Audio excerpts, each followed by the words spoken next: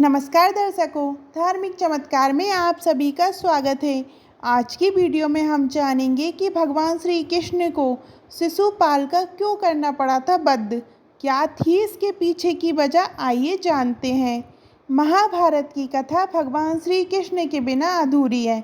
इसमें कई प्रसंग हैं। ऐसा ही एक प्रसंग है भगवान श्री कृष्ण और शिशुपाल का। शिशुपाल रिश्ते में कौरवों और पांडवों का भाई था और भगवान श्री कृष्ण की बुआ का पुत्र था। शिशुपाल के जन्म की कहानी भी बहुत रोचक है। शिशुपाल वासुदेव जी की बहन और छेदी के राजा दमघोष का पुत्र था। इस तरह से वह श्री कृष्ण का भाई था। जब शिशुपाल का जन्म हुआ तो वह विचित्र था। जन्म के समय उसकी 3 आँखें और 4 हाथ थे। ये देखकर शिशुपाल के माता पिता बहुत चिंतित हुए। उन्हें लगा कि उनके घर में पुत्र के रूप में कोई राक्षस पैदा हुआ है। इस भय से उन्होंने शिशुपाल को त्यागने का फैसला किया। लेकिन तभी आकाशवाणी हुई कि बच्चे का त्याग ना करें। जब सही समय आएगा तो बच्चे की अतिरिक्त आँख और हाथ गायब हो जाएंगे। लेकिन इसके साथ ये भी आकाशवाणी हुई कि जिस व्यक्ति की गोद में बैठने के बाद इस बच्चे की आँख और हाथ गायब होंगे, वही व्यक्ति इसका वध करेगा।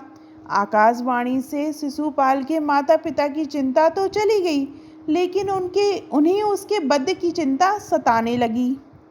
भगवान श्री कृष्ण ने जब शिशुपाल को गोद में उठाया था, ये उस समय का प्रसंग है।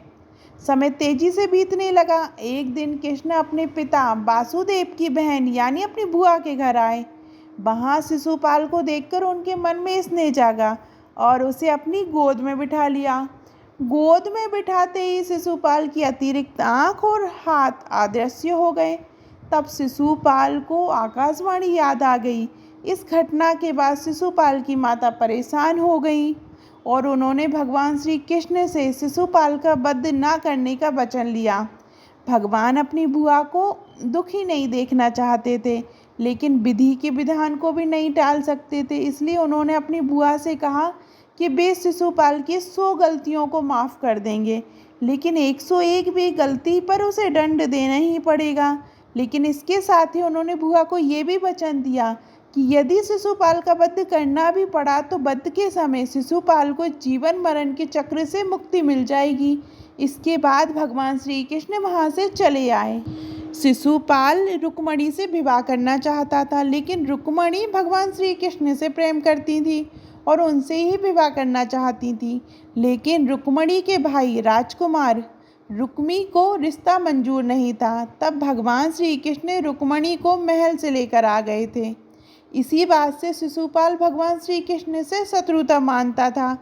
जब युधिष्ठिर को युवराज घोषित किया गया तो राजसूय यज्ञ कराया गया। इस अवसर पर सभी संबंधियों और रिश्तेदारों को बुलाया गया।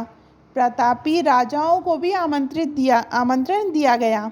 इस मौके पर वासुदेव, श्री कृष्ण और शिशुपाल आमंत्रित किए गए थे। यहीं पर शिशुपाल का सामना भगवान श्री कृष्ण से होता है। भगवान श्री कृष्ण का युधिष्ठिर ने आदर सत्कार किया। ये बात शिशुपाल को रास नहीं आई और सभी के सामने खड़े होकर इसका विरोध करने लगे। उसका कहना था कि एक मामूली ग्वाले को इतना सम्मान क्यों दिया जा रहा है, जबकि इस अवसर पर कई वरिष्ठ और सम्मानीय जन मौजूद थे। भगवान श्री कृष्ण शांत मन से पूरे आयोजन को देख रहे थे, लेकिन शिशुपाल उन्हें अपमानित करने लगा, उनके लिए अपशब्दों का प्रयोग करने लगा। भगवान अपने वचन से बंधे हुए थे, इस कारण उसकी गलतियों को सहन करते जा रहे थे। लेकिन जैसे ही शिशुपाल ने 100 अपशब्द पूर्ण किए और 101 बार अपशब्द कहा, श्री कृष्ण ने अपने सुदर्शन चक्र को शिशुपाल का वध करने का आदेश दिया। इस प्रकार शिशुपाल की मृत्यु हो गई। आपको महाभारत की ये कथा कैसी लगी, कमेंट में ज़रूर बताइएगा। और अभी तक आपने हमारे चैनल धार्मिक चमत्कार को सब्सक्राइब नहीं किया तो सब्सक्राइब करिएगा। धन्यवाद।